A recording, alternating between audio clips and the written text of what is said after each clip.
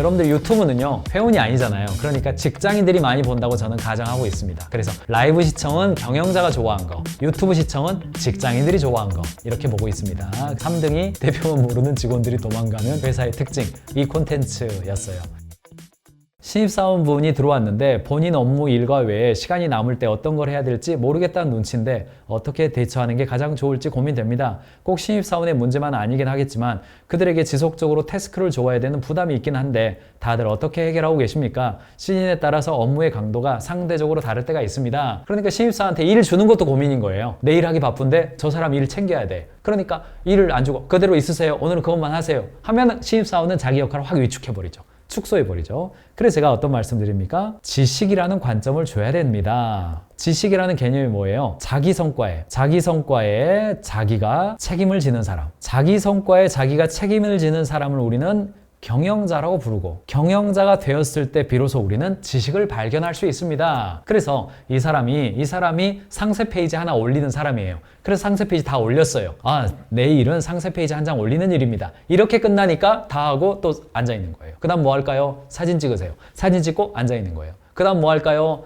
이게 눕기 따세요. 눕기 따고 앉아 있는 거예요. 그렇게 일을 시키니까 태스크를 계속 줘야 되는 부담이 생기는 겁니다. 그렇게 일을 주면 안 되고 자기 성과에 자기가 책임을 지는 사람. 경영자에 대한 정의는 피터 드러커가 이렇게 정의를 내렸죠. 자기 성과에 자기가 책임을 진다. 자기 성과라는 말, 성과가 뭐냐라는 것이 규정이 필요할 때 성과라는 단어는 고객 가치예요. 고객 가치라는 단어, 이 단어를 써야 된단 말이죠. 책임이라는 말이 뭐예요? 결과를 낸다라는 말입니다. 과정상에서 있는 것이 아니라 결과를 만들어낸다라는 뜻이에요. 상세 페이지를 작성하는 사람이다 라고 한다면 상세 페이지를 작성하는 것이 그 사람의 일이 아니라 상세 페이지를 왜 하냐고요? 이거 설명을 안 하니까 일 주기가 힘든 거예요. 상세 페이지를 왜 만듭니까? 고객 가치. 상세 페이지를 통한 고객 가치가 뭐예요? 구매 전환이죠. 초기 이탈 감소죠. 그래서 상세 페이지를 만드세요 라고 할 때에 어떤 이야기를 해요? 당신이 만든, 내가 지금 시킨 이 상세 페이지 작성은 구매 전환율을 2배로 올리고 초기 이탈률을 2분의 1로 감소시키기 위한 상세 페이지입니다 라고 말해야 돼요. 그래야 그 사람이 책임을 질 수가 있죠. 자기가 어떤 결과를 내야 되는지 알 수가 있으니까. 그러니까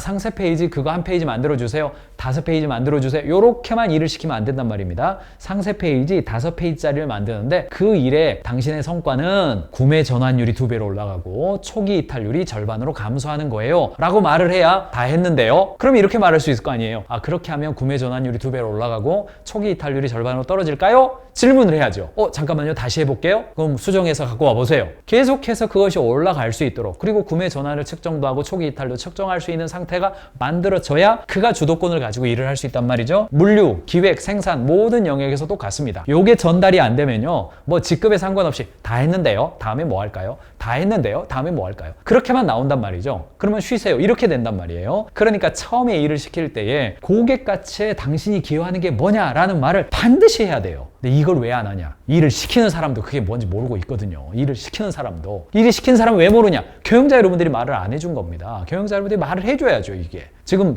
물류 관리를 하는데 물류 관리, 이거 물류 좀 정리 좀 해주세요. 왜 정리해요? 재고 회전율, 평당 효율, 이걸 높이기 위해서 올린다라고 얘기를 해줘야 될 거 아닙니까? 그러니까 평당 효율이 지금 3.0 나오는데 4.0 나와야 된다. 재고 회전율은 시즌당 4배 나와야 되는데 지금 3배밖에 안 나온다. 그러니까 재고 회전율은 3.0 나오고 시즌 재고율은 2분의 1로 줄어들고 수불 관리 시간은 절반으로 줄어들고 고객 가치에 기여하는 바가 뭔지에 대해서 위에서 먼저 설명을 해줘야 신입사원에게 그 가치가 전달이 되는데 전달이 안 되니까 다 끝났는데요. 이렇게 앉아있단 말이죠. 요거 해결해야 된다는 이야기입니다. 그래서 직원들이 주도적으로 일을 할 수 있도록 만들어주기 위해서는 무엇을 해야 됩니까? 요게 오픈 카톡방에 올라온 질문이었는데 거기에서 제가 이런 이야기 하기는 어려워서 짧게 그냥 설명을 해드렸습니다만 아무튼 여러분들이 이런 고민들 좀 있죠. 여러분들 비슷한 고민들 합니다. 그 다음에 많이 질문이 있었던 게 뭐냐면 다양한 업무 방식 어떻게 공존할 수 있을까? 재택근무에 대한 생각이에요. 저희 회사는 한 달에 한 번 익명으로 건의사항을 받고 있는데 한 직원이 2주에 한 번씩 재택근무 요청에 대한 건의가 들어옵니다. 재택근무 운영 중이신 분이 있습니까? 이 질문이 있었어요. 직원 중에서 계속해서 재택근무 좀 해달라 이런 이야기 나오는데 재택근무를 준비 안 된 상태에서 진행했다가 이렇게 참 힘들어 하시는 분들 굉장히 많습니다. 참고로 미국도 코로나 상황에서 재택근무 진행했다가 뭐 테슬라, 아마존, 구글, 마이크로소프트 뭐 대부분의 기업들이요 다시 와! 야, 안 돼, 일 안 돼, 다시 와, 다 이러고 있어요. 이러고 있기 때문에 재택근무가 사실은 약간 복제의 형태로 운영되었던 것들이 사실이에요. 하지만 다른 한편으로 인재를 확보하고 유지하기 위해서 개별적 상황에서의 재택근무는 여전히 활용되고 있어요. 재택근무 되려면 1번 성과의 개별화. 성과의 개별화가 반드시 중요합니다. 이 사람이 옆에 사람과 함께 일해서 성과를 관리하는 것이 아니라 혼자 일해도 자기 성과가 관리되는 수준이에요. 그러니까 지표의 개인 단위예요. 지표가 개인화되어 있을 때에 기본적으로 재택근무에 대해서 여러분들이 고려해 보실 필요가 있습니다. 예를 들어서요, 영업부 같은 경우는 함께 일하고 토의하고 협력하는 경우가 있죠. 그러나 한편으로는 사내에서 디자이너가 딱 한 명 있어요. 그러면 그 디자이너는요, 온라인상에서 작업을 하면 되는 거예요. 그러니까 상대적으로 영업부는 안 되지만 디자이너는 될 수도 있다. 일단 그 가능성을 열 수 있습니다. 두 번째, 업무 방식의 디지털화예요. 우리는 커뮤니케이션 하는데 우리는 플로우를 쓴다, 노션을 쓴다, 잔디를 쓴다, 다양하게 있습니다만 우리는 커뮤니케이션 하는데 온라인상으로 커뮤니케이션 하면 다 돼. 굳이 만날 필요가 없어요. 온라인상에서 톡하면 바로 딱 되고, 톡하면 바로 응답이 되고, 마치 옆에 있는 곳과 차이가 없어요.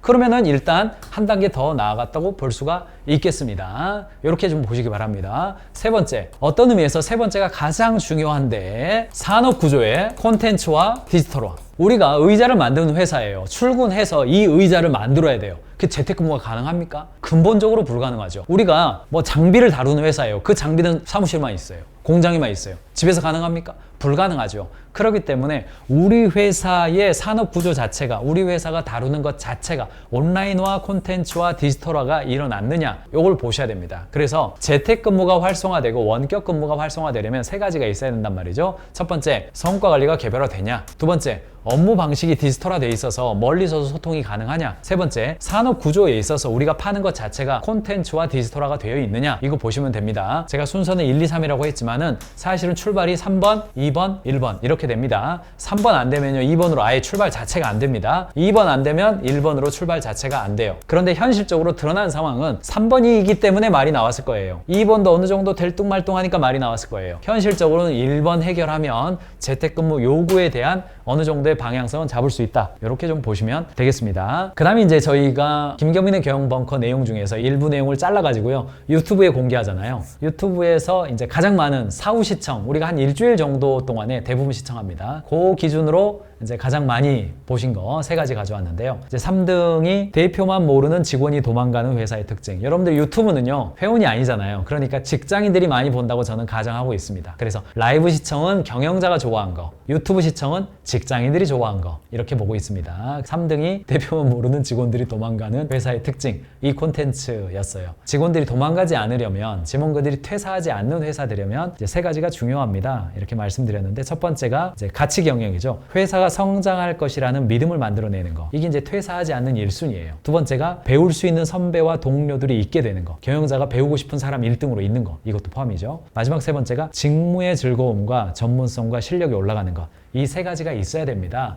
가인지 세 가지가 있어야 직원들 퇴사 안 합니다. 이 말씀을 드렸죠. 4등이네요. 실력 있는 직원보다 중요한 이것인데, 수많은 기업들의 인재상, 핵심 가치, 일하는 방법이 세우는 이유. 그러니까 일반 직장인들도 뭐가 이제 관심이 있는 거냐면 자기 실력이 관심이 있는 겁니다. 이제 여기에는 마스터 코치와 파트너 코치 이야기해드렸습니다. 사내 코칭이라고 하는 것은 마스터 코칭, 가르쳐주는 코칭, 그리고 파트너 코치, 격려해주는 코칭, 두 가지가 필요합니다. 이렇게 말씀을 드렸고, 그래서 실력 있는 직원이라는 것이 의지, 결심, 노력, 헌신 이런 이야기 신입사원 때나 하는 거지, 전문가 수준이 되면 그게 아니라 결과, 능력, 방법, 지식을 자기 포트폴리오로 세웁니다. 아마추어는 이력서에다가 결심과 의지를 담지만 전문가는 포트폴리오에다가 결과와 방법과 지식을 담는다. 이 말씀해 드렸죠. 직장인들에게 유익했던 모양입니다. 3등은 직원들이 회사를 나가는 진짜 이유, 이런 말씀드렸습니다. 그래서 직원들이 어떤 욕구를 가지고 있는지 파악해서 그 욕구에 맞게끔 직무 몰입이 되도록 해주셔야 됩니다. 이 이야기 해드린 콘텐츠가 많이 보셨고, 그 다음에 직원들에게도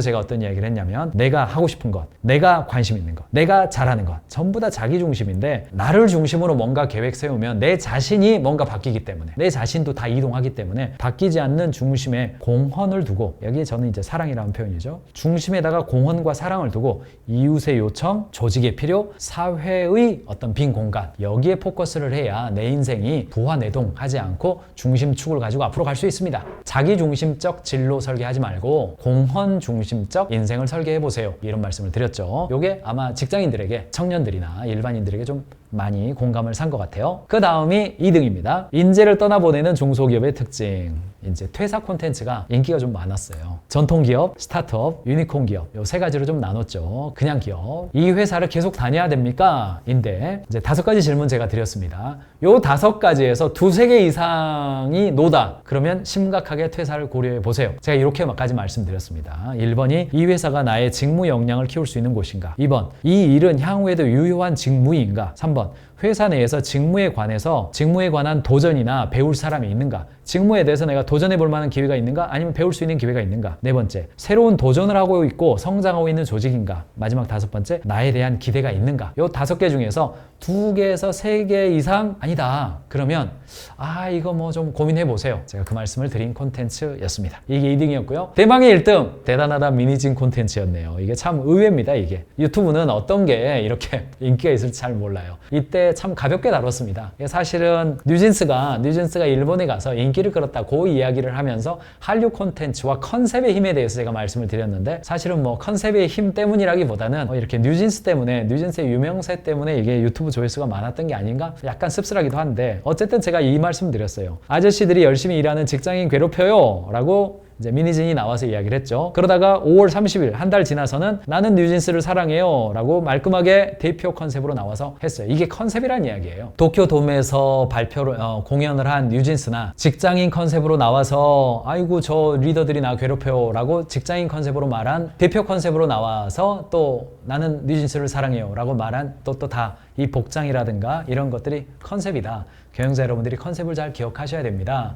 이런 말씀을 제가 드렸습니다. 오늘 2024년 12월 31일 김경민의 경영 벙커 함께한 여러분들 2024년 수고 많으셨고요. 2025년에 여러분들 하시는 일들 어디서나 사랑이 가득하시길 바랍니다. 저희는 더 잘 준비해서 변함없이 돌아오겠습니다. 오늘 하루 2024년 연말 고객을 위한 사랑, 직원을 위한 사랑으로 여전히 오늘 하루 사랑으로 가득하시기 바랍니다. 비즈니스는 사랑입니다.